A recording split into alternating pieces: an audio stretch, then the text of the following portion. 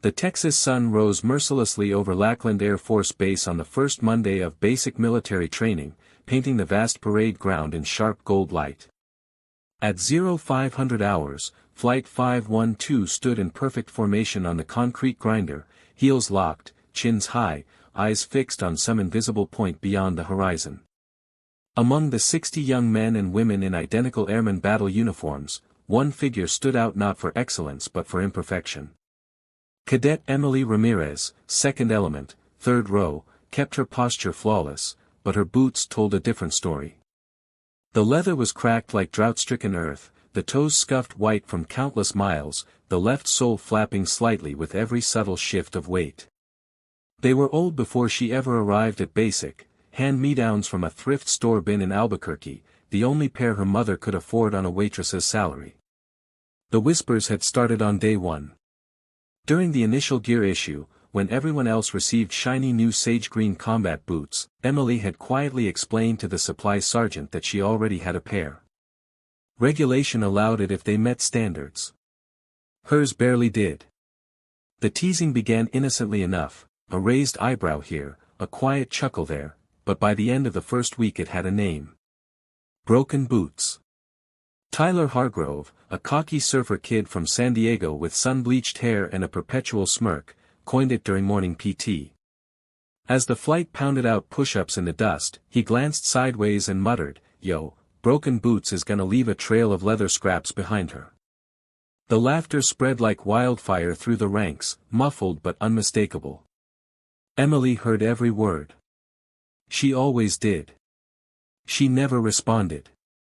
Not once.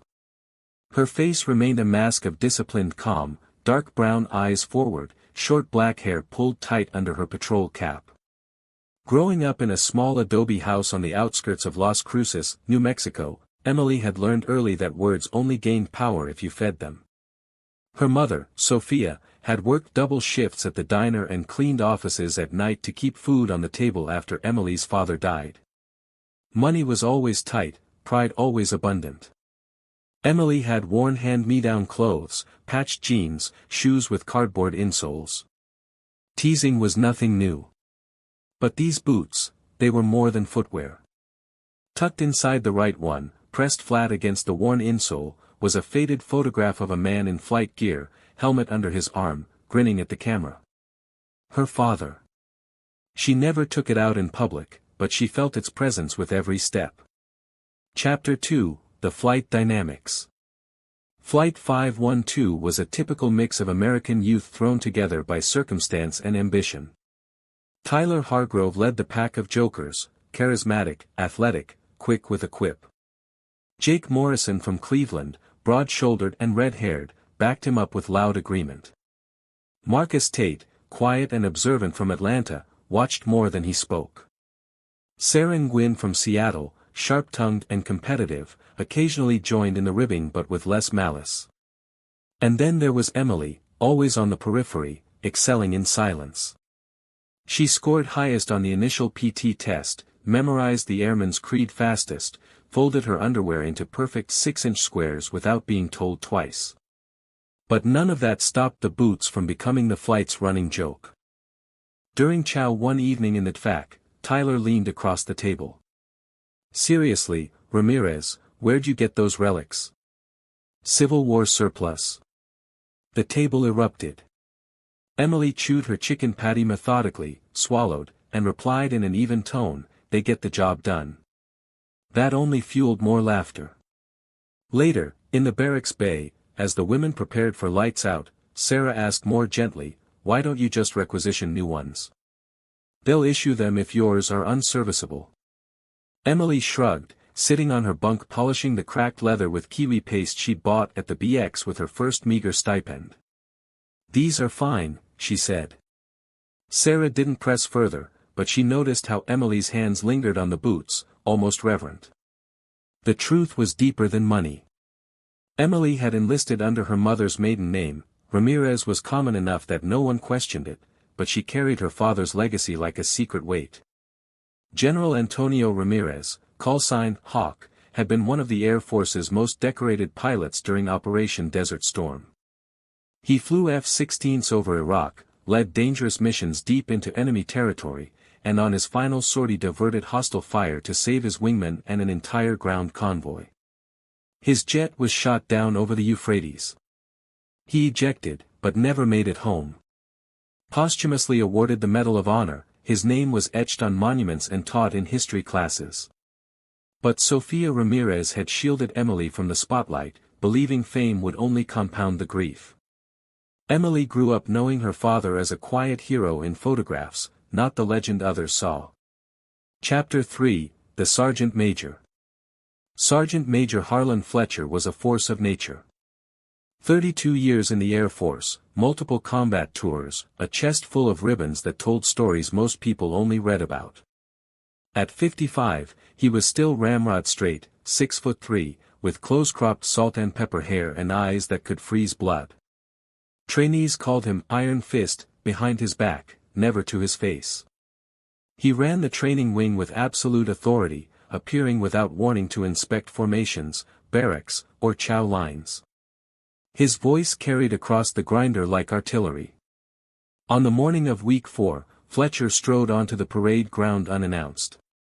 The MTIs, military training instructors, snapped to attention, barking orders for the flights to do the same. Flight 512 locked up as Fletcher began his slow prowl down the ranks. He stopped here and there, correcting a sloppy salute, questioning a scuffed belt buckle, dropping trainees for push-ups over minor infractions. When he reached Emily's element, his eyes dropped immediately to her feet. "Cadet Ramirez," he said, voice low and dangerous. The entire flight felt the temperature drop. "Step forward." Emily took one precise step, heels clicking, or rather, one heel clicking and the other flapping softly. "What in the hell are those on your feet, airman?" "Combat boots, Sergeant Major. They look like they've been through 2 wars and a landfill. You think this is acceptable for representing the United States Air Force?" "No excuse, Sergeant Major." Tyler, standing beside her, couldn't hide a tiny smirk. Fletcher caught it. "You find something amusing, Cadet?" "No, Sergeant Major." "Drop and give me 30. Count them out." As Tyler hit the concrete, Fletcher turned back to Emily. "Let me see your dog tags." Emily pulled the chain from under her blouse, the metal cool against her fingers. Fletcher took them, read the embossed information. His thumb paused over the name, Ramirez, Emily A. Then the blood type, religion, and finally the service number linked to next of kin. His weathered face, usually carved from granite, showed the faintest flicker. He looked up slowly. "Your father? Antonio Ramirez?" "Yes, Sergeant Major." The grinder went dead silent. Even the distant sounds of other flights seemed to fade. Fletcher's eyes searched Emily's face as if seeing someone else superimposed there. "General Antonio Hawk Ramirez. Medal of Honor. Gulf War." "Yes, Sergeant Major." Fletcher handed the tags back with deliberate care. He stepped back, came to attention himself and rendered a crisp hand salute, not to the rank, but to the legacy. Emily returned it, her own hand trembling almost imperceptibly. Then Fletcher turned to the flight. His voice carried like thunder. "Listen up, Flight 512. This airman standing before you has more honor in her worn-out boots than most of you will ever earn in your careers. Her father gave his life so that you could stand here in freedom making smart-ass remarks. From this moment forward, anyone who disrespects Cadet Ramirez disrespects the uniform, the flag, and every man and woman who ever wore it. Do I make myself clear?" "Clear, Sergeant Major," the flight roared in unison. Tyler, still on the ground, finished his push-ups in stunned silence. Chapter 4, The Shift. The change was immediate and profound. Where there had been mockery, there was now awkward reverence. Tyler approached Emily that evening in the barracks laundry room, his usual swagger gone. "Ramirez. Emily. I didn't know. I'm sorry. That was messed up." She looked at him for a long moment, then nodded. It's okay. You didn't know. Jake followed the next day, then Marcus, then others. Apologies came quietly, sincerely. Someone anonymously left a new pair of boots outside her wall locker, perfect size, still in the box. Emily returned them with a note, "Thank you, but these have a few more miles left." The MTIs adjusted too. Technical Sergeant Alvarez, their primary instructor, pulled Emily aside after class one day. "Your equipment deficiencies are noted as waived due to extenuating circumstances," he said formally, but his eyes held respect. Word spread through the squadron, then the wing. The story of "the general's daughter with the broken boots" became legend. But Emily didn't want legend status. She wanted to earn her place. So she kept the old boots, polishing them every night, carrying her father's photo inside. Chapter 5, The Obstacle. Week 6 brought the confidence course, an infamous gauntlet of mud pits, high walls, rope climbs, and barbed wire crawls. Flight 512 attacked it with competitive fury. Emily led her element, pushing hard. On the final incline, a steep, rain-slicked hill of red Texas clay, disaster struck. Her left boot, already weakened, finally surrendered. The sole tore completely free with a loud rip, sending her sliding backward into the mud. For a heartbeat, she lay there stunned, covered in filth, the detached sole in her hand. In the past, laughter would have erupted. Instead, hands reached down. Tyler and Jake hauled her up first, then Marcus and Sarah formed a chain. "We got you, Ramirez," they shouted. The entire flight surged forward together, pulling her over the crest. They finished the course as a unit, mud-caked and triumphant. That night, around the barracks, stories were shared. Tyler admitted his own father had been a crew chief on F-16s during Desert Storm, stationed at the same base as General Ramirez, though they never met. Jake spoke of his grandfather's service in Vietnam. Bonds formed in the crucible of shared effort and newfound respect. Chapter 6, The Visitor. In Week 7, a surprise visitor arrived, Brigadier General Elena Vargas, now Deputy Commander of Air Education and Training Command. She had served as a young captain alongside Antonio Ramirez, flying as his wingman on several missions. Hearing of Emily's presence at Lackland, she requested a meeting. In the squadron conference room, with Sergeant Major Fletcher and the MTIs present, General Vargas embraced Emily like family. Tears came unbidden to both women. "Your father saved my life that day," Vargas said quietly.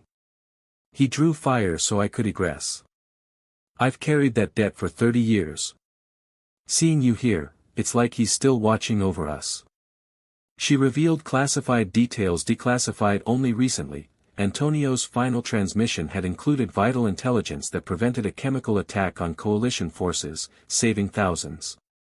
His sacrifice was even greater than the public record showed.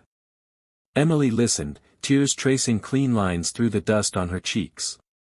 For the first time, she spoke openly about her father, not the hero, but the man who used to sing her to sleep in Spanish, who promised to teach her to fly someday. Chapter 7, Graduation. On graduation day, the grinder was packed with families, dignitaries, and brass. Flight 512 marched in perfect unison, new boots gleaming on every foot except one. Emily wore her old pair, polished to a mirror shine despite the cracks. Her comrades had insisted, she was their standard-bearer now. During the ceremony, as the national anthem played, Emily stepped forward when her name was called for special recognition. Sergeant Major Fletcher pinned the Air Force training ribbon, then an additional commendation coin. General Vargas presented her with her father's folded flag from the original memorial service, preserved all these years.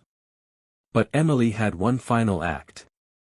She removed her right boot, the one with the photograph inside, and held it high for the entire assembly to see. "These boots carried me here," she said, voice clear and strong over the loudspeaker.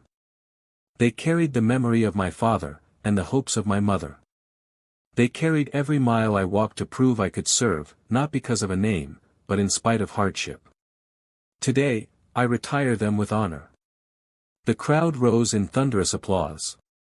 Full salutes snapped across the field, from generals to brand new airmen. Tyler, Jake, Marcus, Sarah, all of them stood tallest for her. As the formation dismissed, Emily's mother rushed forward, embracing her daughter fiercely. Sophia whispered, "He would be so proud, Mija." Emily looked across the grinder one last time, the broken boots in her hand, the new ones on her feet. She had come seeking to prove herself. She left having forged a family, honored a legacy, and discovered that true strength is measured not in perfect gear, but in the unyielding spirit that carries on, no matter how worn the path. If this story moved you, hit that subscribe button right now, show some love and join the family. Open the channel to discover more untold stories of real American heroes that will leave you inspired. Hey viewers, from which part of the country are you watching this video? Drop it in the comments below,